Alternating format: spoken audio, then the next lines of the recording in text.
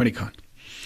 Por këtu në SBA shpesh kemi raste të islamofobisë deri edhe nivele të larta. Si i përjeton këtë situata kur i dëgjon si imam? Tani, me thënë drejtën, ne si shqiptar, pak përballemi me islamofobin. Ka një lloj lidhje të islamofobisë, edhe me ngjyrë.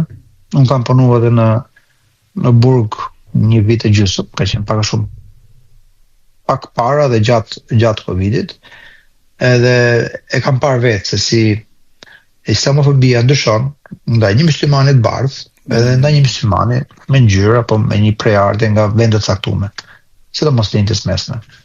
Kështu që besoj se shqiptarët musliman janë përballë më pak me islamofobi, ndoshta shqiptarët që janë mbuluar, ndoshta kanë pas një lloj kontakti pak më të ndryshëm me një mashkull shqiptar.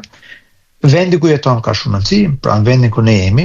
Bie në sy në fakt, sidomos këtu kur vishet me burka bie në sy ajo që është dallohet, po them. Burka nuk kanë shqiptarët, nuk njoh në shqiptar me burka, po e kanë fjalën vendi ku ne jetojmë.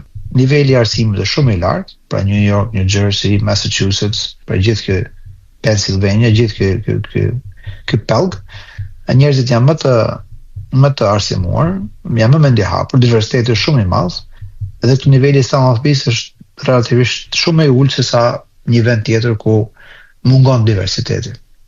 Zakonisht vjen nga mosnjohja. Momenti që një person është njohur me një musliman, ka lagje një musliman, apo punojnë bashkë, këto raste sa vinë e ulën. Jemi në Amerikë, një prej gjërave të Amerikës është se ekziston ligji, në nivelet më të mira të mundshme, krahasim me shumë vende të tjera. Dhe në momentin që një person të diskriminon për shkak të fesë, atij mund të shkatërrohet karriera, mund të ndryshojë jeta, prandaj edhe kjo është një mburojë e mirë, do thoja, për çdo person.